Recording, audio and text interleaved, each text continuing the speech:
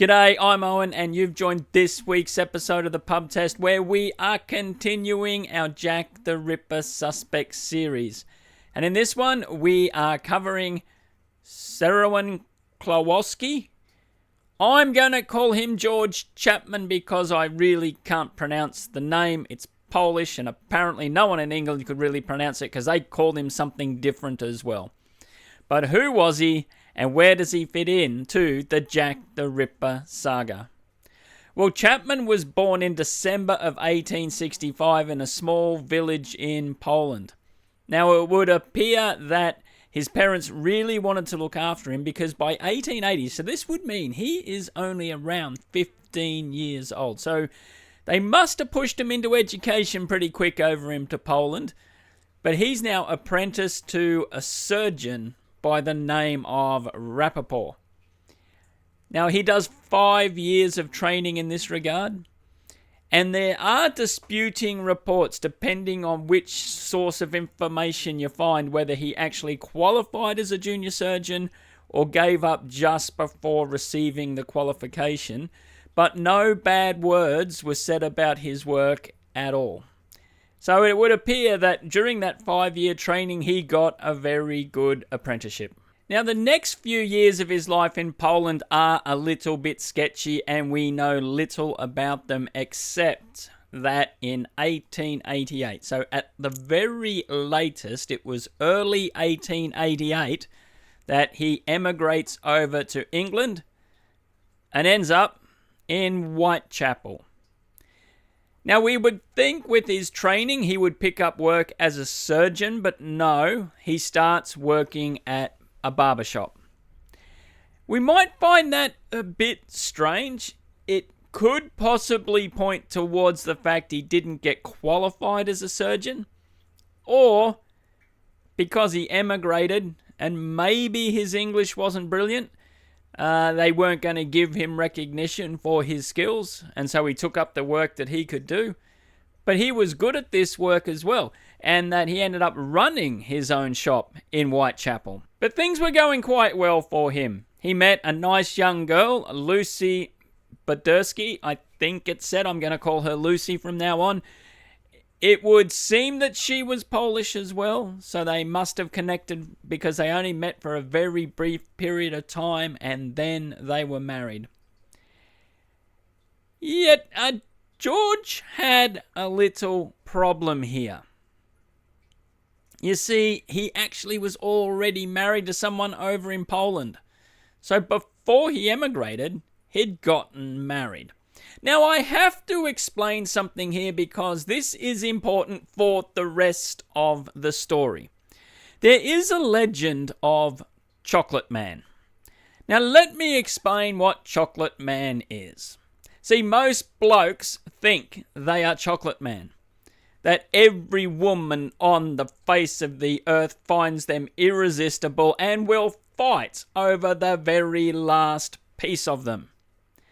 The reality is, most women view us more like celery or Brussels sprouts.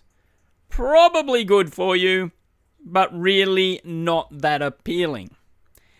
Yet, there are some chocolate men out there.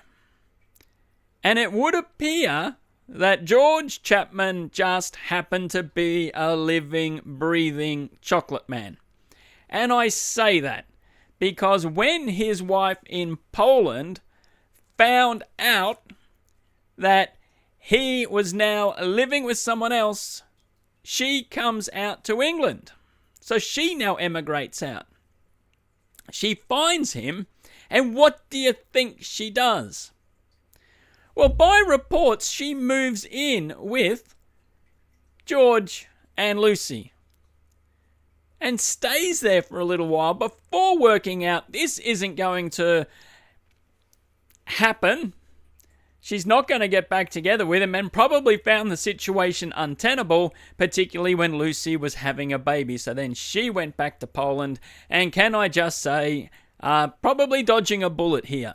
Yet, if I was to try something like that, I think the best I could expect is a vitriolic letter from the wife I've left in the other country, and the girl that I've shacked up with would probably go to Splitsville thinking I can do much better than you.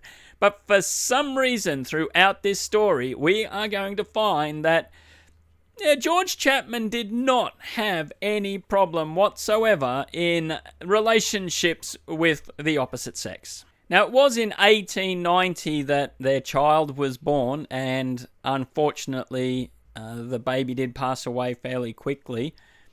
And around 1891, Chapman and Lucy emigrate now to the United States, ending up in New Jersey. But over in New Jersey, things were not well on the home front. Chapman apparently was seeing a few other women, not just Lucy, so she wasn't happy about it. They were arguing, probably because of his infidelity. But at one time, they were working in a shop together, and Chapman attacks Lucy. She doesn't really know what's going on, but a customer comes into the shop, so Chapman gets up, does the dutiful thing, and serves the customer. During this time, Lucy finds a knife, confronts him later, and he says he was going to literally take her head off and then bury her in the house, and then tell everyone she's gone back to New York. Well, disturbingly, Lucy was pregnant again at this time, and that freaked her out quite understandably, and she goes back to London. And this is around 1893. Chapman, he follows her not long after the birth of their daughter, and they reconnect just for a little time, which, again, I have to go back to Chocolate Man, because if someone is going to attack you like that, why on earth would you even try to reconnect with him? For Lucy, it probably worked out very well because, he was gone out of her life forever. So he starts dating a woman by the name of Annie Chapman. Obviously cannot be the same Annie Chapman who was a Ripper victim, because we're talking about 4 or 5 years after that event. But he's living with her. But as the lowlife person he is, he decides to bring another woman into the house. And this is mind-boggling to me. But the other woman's happy to live there, knowing that Annie was there. But Annie wasn't happy with it, and she was also pregnant, and so she said, well, you might be Chocolate Man, but you're more of the fruit and nut chocolate, mostly the total nutter chocolate, and I am not going to put up with it, and she leaves. She comes back after the baby's born to tell him about the kid, and he doesn't care, doesn't want anything to do with it. But one thing he did want was the Chapman name, and he actually took the name Chapman from Annie. And it is suggested, and I believe this quite strongly myself, that he had to start doing this because his original name not only was hard to pronounce, but now no doubt was total mud in the area. So this was a chance for a new start. Would he turn over a new leaf, though, and change? Well, we don't know what happened to the woman that came to live with himself and Annie, but he meets a woman by the name of Mary Spink. Now, Chapman and Mary were doing very, very well in the business world. So Chapman was back into barbering, and then they set up this musical shave, which would have been quite the entertainment back then, because you wouldn't have a phone to sit and entertain you while someone was chopping your hair. So this would have been great, and it did. Went really, really well. They made a lot of money, and it said that Chapman even bought a sailing boat. That's how well they were going. But privately, not so well. Because this person, and I use the term loosely when I talk about Chapman being a person, but the misogynistic violence continued. He would berate Mary and beat her, and it is therefore no wonder why the business didn't go so great and it went downhill. But now Chapman had a problem. Like, probably because of the profile that they had built up, he couldn't just leave Mary. So he buys a bit of this gear that contains some antimony. Now, antimony was a very not well-known poison back in the day, but it's a little white powder, colourless and odourless, mix it in a drink. You would never know it was there. And if taken in large doses, it would just make you violently ill. But if gradually given to you, it would begin to kill you in a very, very bad and painful way. Very similar to arsenic poisoning. Now, Chapman is nursing Mary constantly until eventually she passes away.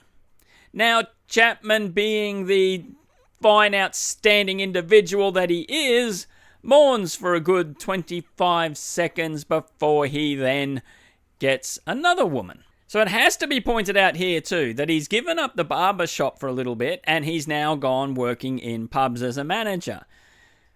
And so quickly he was able to hire a person, Bessie Taylor, and they form a relationship quickly. Yet he does not treat her any better than he has any other woman in his life.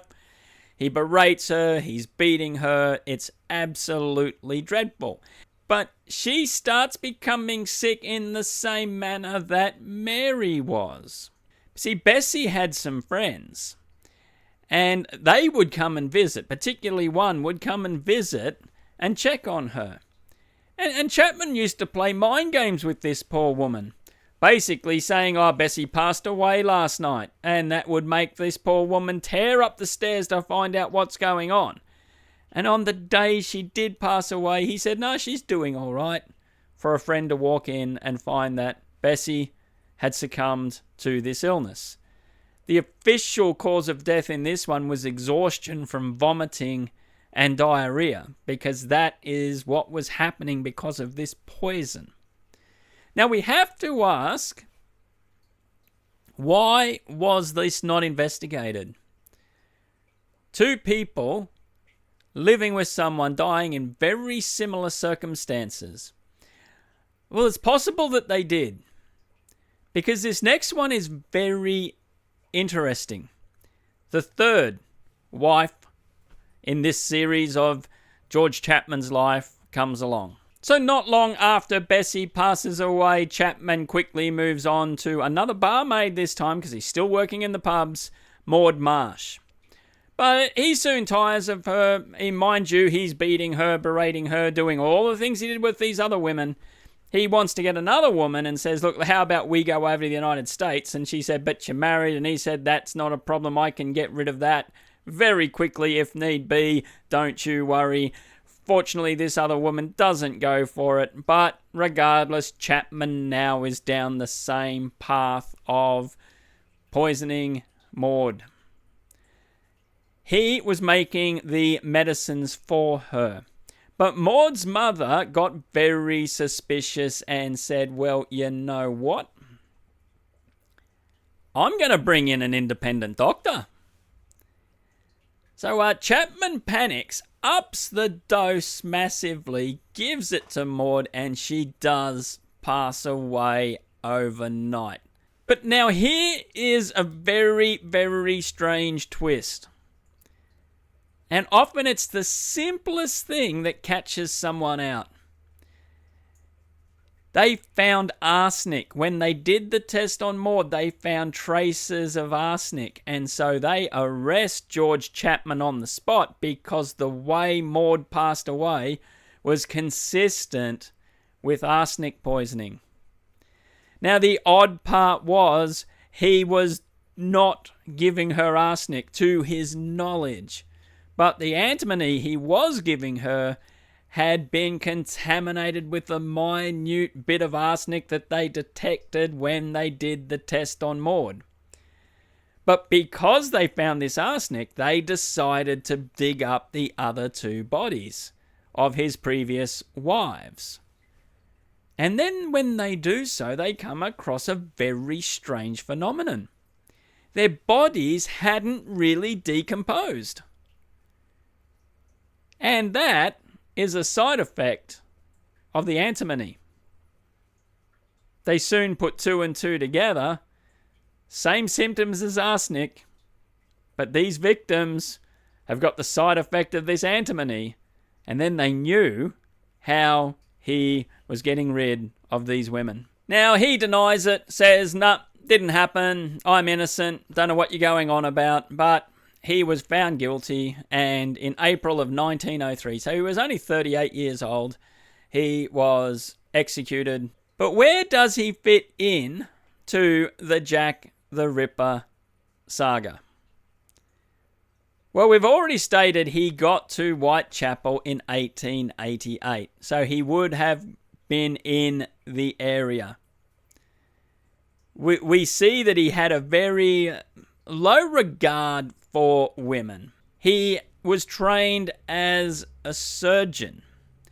And so when we look at the Ripper victims, it does suggest someone that knew what they were doing. And the Mary Kelly murder is, I won't go into the gruesome detail, but it is horrendous. Now, I know people straight away will be saying, but that's a different MO entirely. The method of operation just doesn't make sense because he went hacking and slashing and now he's poisoning people. Yet, and I'm no expert, but I did read an expert's opinion on this particular case, and he said, well, actually, serial killers can change their MO because everyone learns from what they do. Now, I don't understand the serial killer mind, but I do understand how you start doing something, you don't keep doing it the same way. You always want to improve and maybe get better at it. Like if you want to do a YouTube and you do your first video, I guarantee you in 50 videos time you'll look back on your first one and cringe because you realize all the mistakes you've made. And this person said that's exactly what serial killers will do.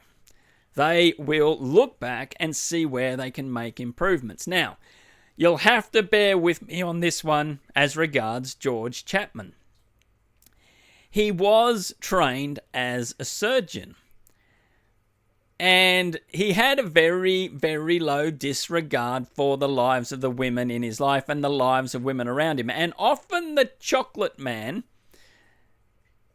if they are ever rejected, for whatever reason, can get very angry. So now he's just not long arrived in Whitechapel. It is possible he was visiting these women and maybe because he was a fairly big unit, possibly didn't speak great English, may have been a little bit concerned. And so he's got angry and he has started taking his vengeance on them. But then when he starts settling down into relationships, well, he can't do the same thing again because this bloke wasn't stupid. It's not like he just wouldn't have understood how that would have looked if he had have started getting rid of his women the same way as he did the ones in Whitechapel. Well, they would have pinned him for being Jack the Ripper immediately. So what else could he do? Well, he had the medical training. He knew what this particular poison would do, and so he was able to administer it. But now we gotta ask, well, what about the motive? Like, was it just anger? But why did he bump off his other women as well? Only one of them had given him any money at all, which was £500, which they were able to set up that barber shop with the music. The other two didn't have 20 cents to scratch together. And so he didn't get any financial gain from bumping these women off. So there was no real great motive. He could have just left them as well. It's not like he had to take them out.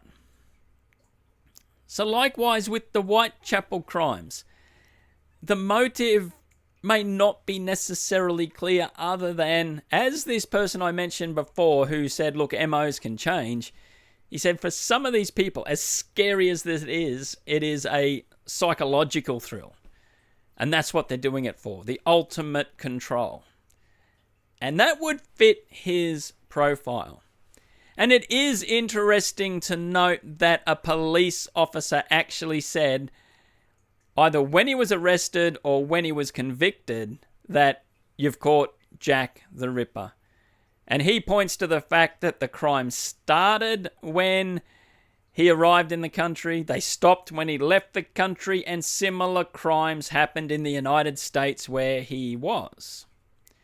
So he firmly believed that George Chapman was responsible for the Whitechapel crimes. Yet there are some questions that I think need to be answered. For example, this police officer said, yep, definitely was him. The murders stopped when he left. But he didn't leave until 1891 or late 1890, but most likely around April of 1891. So that's 2-3 years can pass by and he hasn't continued this spree.